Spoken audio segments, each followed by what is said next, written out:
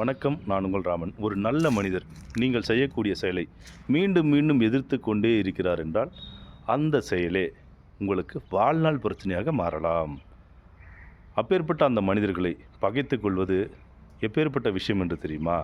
உயிரோடு இருக்கும் சிங்கத்திடம் மோதுவதை காட்டிலும் நல்ல உணர்வோடு இருக்கும் மனிதர்களிடம் மோதுவது மிக மிக ஆபத்தானது. அதாவது நான் என்ன சொல்கிறேன் அப்படின்னா, ஒரு நல்ல மனுஷன் இருக்கான் அப்படின்னா அவன் ஒரு விஷயத்தை செய்யாதீங்க. நீங்கள் செய்யக்கூடிய ஒரு விஷயத்த தவறான செயலை செய்யாதீங்க, வேண்டாம், அது உங்களுக்கு பிரச்சனை அப்படின்னு திரும்ப திரும்ப சொல்லிக்கிட்டே இருக்காருன்னா, நீங்கள் அந்த விஷயத்த செய்யாதீங்க. ஏன் அப்படின்னா அது உங்களுக்கு வாழ்நாள் பிரச்சனையே மாறிடும்.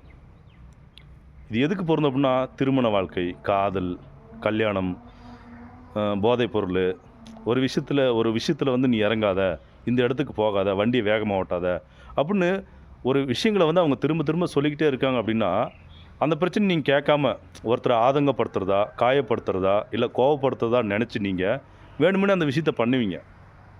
ஏன்னா அந்த விஷயத்தால் ஒருத்தர் ஆதங்கப்படுறாரு அப்படின்னு சொல்லிட்டு நீங்கள் திரும்ப திரும்ப அற்ப சந்தோஷத்துக்காக அதை பண்ணுவீங்க. கடைசியில் நீங்கள் போய் அந்த விஷயத்தாலே பாதாளுக்குள்ளே விழுந்துருவீங்க. மீண்டு எழவே முடியாது, நீங்கள் வரவே முடியாது.